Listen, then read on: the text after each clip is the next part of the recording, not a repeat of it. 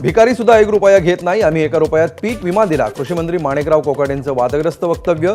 योजनेचा फायदा शेतकऱ्यांना मिळायला हवा होता, मात्र अनेकांनी त्याचा गैरफायदा घेतल्याचंही वक्तव्य. वादग्रस्त ठरलेल्या 1 रुपयामध्ये पीक विमा योजनेमध्ये बदल होण्याची शक्यता. पीक विमा योजना 1 रुपयामध्ये देण्याच्या ऐवजी 100 रुपयात देण्याचा होणार निर्णय. येत्या अर्थसंकल्पीय अधिवेशनामध्ये घोषणा होण्याची शक्यता.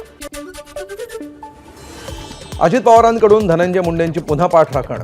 धनंजय मुंडेंवरील आरोप जोपर्यंत सिद्ध होत नाहीत तोपर्यंत कारवाई नाही. देवगिरीवरील बैठकीत अजित पवारांची ठाम भूमिका. सूत्रांची माहिती. अजित पवारांना पुरावे दिल्यानंतर कारवाई होईल अशी अपेक्षा होती, मात्र तसं होत नसल्यामुळे आता कोर्टात जाण्याशिवाय पर्याय नाही. अंजली दमानी यांचा धनंजय मुंडेंविरोधात कोर्टात जाण्याचा इशारा. अंजली दमानी या बनावट पुरावे देण्याचं काम करतात. दमानी यांनी मीडियासमोर न बोलता कोर्टात जावं. राष्ट्रवादीचे प्रवक्ते प्रशांत पवार यांचा सल्ला. बीडमधील गुंडगिरी. धनंजय मुंडे यांचा राजीनामा झाल्याशिवाय संपणार नाही, मात्र सरकारची इच्छा गुंडगिरी संपवायची दिसत नाही. विरोधी पक्षनेते अंबादास दानवे यांची बीड प्रकरणावर प्रतिक्रिया. धनंजय मुंडेंचं रोज एक प्रकरण समोर येत आहे. ते सरकारमध्ये असल्यामुळे मंत्रिपदाचा गैरवापर करतायत. मनोज जरांगेंचा आरोप. सरपंच संतोष देशमुखांच्या मारेकऱ्यांना फाशीची शिक्षा देण्याची मनोज जरांगेंची मागणी. सरकार आता आरोपींना शिक्षा देणार का अशी शंका येत असल्याचं जरांगेंचं वक्तव्य. धनंजय देशमुखांनी कथित बी टीममधील 4 जणांची नावं केली जाहीर. बालाजी तांदळे, संजय केदार, डॉक्टर वायबसे आणि मोराळे बी टीममध्ये असल्याचा दावा. नावं जाहीर केली, आता कारवाई कधी? देशमुखांचा सवाल.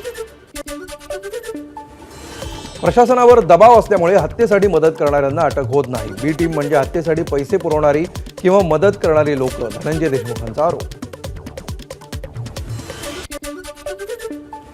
हत्या झालेल्या संतोष देशमुख यांच्या पत्नी अश्विनी देशमुख यांना रमेश आडसकर यांच्या शिक्षण संस्थेत नोकरी. कनिष्ठ लिपिकाची नोकरी देण्यात आली. अश्विनी देशमुख यांना नोकरी दिल्याच्या विषयावर कुटुंबामध्ये आधी चर्चा करू, त्यानंतर कळवू. धनंजय देशमुख यांची प्रतिक्रिया. सुदर्शन घुलेला खंडणी प्रकरणावर 14 दिवसांची न्यायालयीन कोठडी. पवनचक्की प्रकल्प अधिकाऱ्याकडून 2 कोटींची खंडणी मागितल्याप्रकरणी केज न्यायालयानं सुनावली कोठडी. महादेव मुंडे हत्या प्रकरणामध्ये विशेष पथकाकडून परळीत झाडाझडती. तपासासाठी अंबाजोगाईमध्ये पथक तळ ठोकून. पोलीस अधीक्षक नवनीत कौवत यांनी स्थापन केलेल्या पथकाकडून झाडाझडती. महाराष्ट्र प्रदेश काँग्रेस कमिटीचे नवनियुक्त अध्यक्ष हर्षवर्धन सपकाळ 18 फेब्रुवारी रोजी पदग्रहण करणार.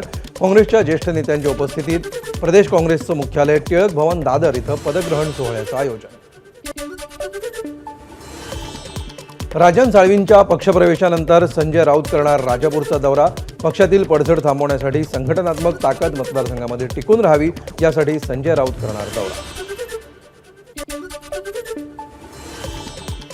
राजन साळवींवर टीका करताना संजय राऊतांची शिवीगाळ. सत्ता गेल्यावर तळफडत राहतो तो शिवसैनिक नाही.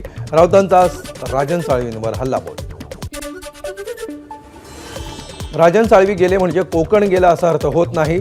कोकणात नव्या दमाची तरुणांची फळी उभी करण्याची गरज. भास्कर जाधव यांचं वक्तव्य. भास्कर जाधवांकडून ठाकरेंच्या शिवसेनेच्या विचार पद्धतीवर बोट. शिवसेना राख आलेल्या निखारेसारखी. फुंकर मारण्याची गरज निर्माण झाली आहे. भास्कर जाधवांचं विधान. अकोल्यामध्ये राष्ट्रवादीचे माजी आमदार तुकाराम बिडकर यांचं पार्थिव पंचत्वात विलीन. कुंभारे गावातील बीपीएड महाविद्यालयाच्या मैदानावर पार पडले अंत्यसंस्कार. माजी आमदार तुकाराम बिरकड यांच्या अंतिम दर्शनासाठी नेते अकोल्यामध्ये. काल एका अपघातामध्ये बिरकड यांचं झालं होतं निधन. छगन भुजबळांसह अकोल्याच्या भाजपचे सर्व आमदार आणि दोन्ही शिवसेनेचे माजी आमदारही उपस्थित. सावित्रीबाई फुले पुणे विद्यापीठामध्ये डाव्या विचारसरणीचे जेएनयूपेक्षाही जास्त. जेएनयू विद्यापीठाच्या कुलगुरू डॉक्टर शांतिश्री पंडित यांचं वक्तव्य संघाचे असल्याचंही पंडित यांचं वक्तव्य. जेएनयूचे कुलगुरू शांतिश्री पंडितांनी केलेल्या विधानाचा पुणे विद्यापीठातील स्टुडंट फेडरेशन ऑफ इंडियाच्या विद्यार्थ्यांचा विरोध. जबाबदारीच्या पदावर असताना असं विधान करणं योग्य नाही, विद्यार्थ्यांचं मत. भारतीय विद्यापीठाचे मानद संचालक डॉक्टर हनुमंतराव कदम यांचं निधन. ते 60 वर्षांचे होते. त्यांच्या मूळ गावी सोनसळमध्ये अंत्यसंस्कार करण्यात आले. उद्योगमंत्री उदय सामंतांनी घेतली अधिकाऱ्यांची झाडाझडती. नांदेडमध्ये उद्योग भवनामध्ये घेतलेल्या बैठकीत कार्यालयाच्या अवस्थेवरून बैठकीमध्ये सुनावणी खडेबोल. सुप्रीम कोर्टाकडून पूजा खेडकरला पुन्हा दिलासा. 17 मार्चपर्यंत पूजा खेडकरला अटकेपासून दिलासा. बनावट कागदपत्रांच्या आधारे नोकरी मिळवल्याचा आरोप. रणवीर अलाहाबादी याची सुप्रीम कोर्टात धाव. देशभरामध्ये दाखल होत असलेल्या FIRला दिलं आव्हान. मात्र तातडीनं सुनावणी करण्यास सुप्रीम कोर्टाचा नकार. केंद्रीय गृहमंत्री अमित शहा 22 फेब्रुवारीला पुणे दौऱ्यावर. पंतप्रधान घरकुल योजनेतील लाभार्थ्यांना थेट रक्कम देण्याच्या कार्यक्रमामध्ये होणार सहभागी. मुख्यमंत्री फडणवीस यांनी शहा यांना दिलं कार्यक्रमाचं निमंत्रण. ठिबक सिंचनाचे थकीत अनुदान शेतकऱ्यांच्या खात्यात जमा होणार. 254 कोटींच्या थकीत अनुदानाला सरकारकडून मान्यता. ABP माझाच्या बातमीनंतर शेतकऱ्यांना दिलासा. हिंगोलीतील सेनगावामध्ये जलजीवन मिशनची कामं होऊनही पाणी मिळत नसल्यामुळे नागरिक संतप्त. आमदार तानाजी मुटकुळेंनी आढावा बैठक घेत अधिकाऱ्यांना धरलं धारेवर. केंद्र आणि राज्य सरकारकडून निराधार महिलांसाठी असलेली मासिक मदत मिळवण्यासाठी KYC करणं बंधनकारक. अन्यथा मार्च नंतर मदत मिळणं बंद होणार. अहिल्यानगरचे उपजिल्हाधिकारी विजय चोरमार यांची प्रतिक्रिया. मुंबई क्रिकेट असोसिएशन लवकरच मुंबई विद्यापीठाच्या सहाय्यानं पदवीधर अभ्यासक्रम सुरू करणार. यामुळे आता क्रिकेटमध्येही पदवीधर होता येणार.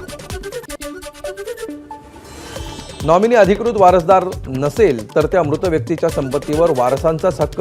मुंबई उच्च न्यायालयाच्या नागपूर खंडपीठाचा निर्णय. ठाणे महापालिकेतर्फे वृक्षवल्ली 2025चं प्रदर्शन.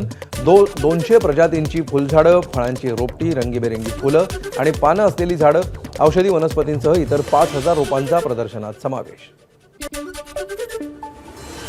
परभणीत कृषी संजीवनी महोत्सवाचं आयोजन. उद्योगमंत्री उदय सामंत यांनी ट्रॅक्टरवरून येत केलं कृषी महोत्सवाचं उद्घाटन. आमदार राजेश विटेकर यांच्यासह महोत्सवाचे आयोजक आनंद भरोसेही यावेळी उपस्थित. ABP माझा, उघडा डोळे बघा नीट.